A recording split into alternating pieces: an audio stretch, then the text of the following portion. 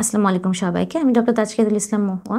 আজকে জানবো জন্ম নিয়ন্ত্রণ নিয়ে ৫টি ভুল ধারণা কি আছে। প্রথমত অনেকেই ভাবেন পিল খেলে বা ইনজেকশন নিলে সারা জীবনের জন্য বন্ধ্যা হয়ে যাবেন। এটি একটি ভুল ধারণা। পদ্ধতি বন্ধ করার কিছুদিনের মধ্যেই গর্ভধারণ ক্ষমতা ফিরে আসে। দ্বিতীয়ত পিল খেলে মানুষ মোটা হয়ে যায়। এটা আমরা কতজন শুনেছি বলেন? আধুনিক লো ডোজ পিলগুলোতে কখনোই ওজন বাড়ার সম্ভাবনা থাকে না। যা বাড়ে তা সাধারণত শরীরে পানি জমার কারণে বা সাময়িকভাবে বাড়ে। তৃতীয়ত আপনারা শুনে থাকবেন ব্রেস্ট ফিডিং অবস্থায় জন্ম নিয়ন্ত্রণ পদ্ধতি নেওয়া যাবে না। এটিও একটি ভুল ধারণা।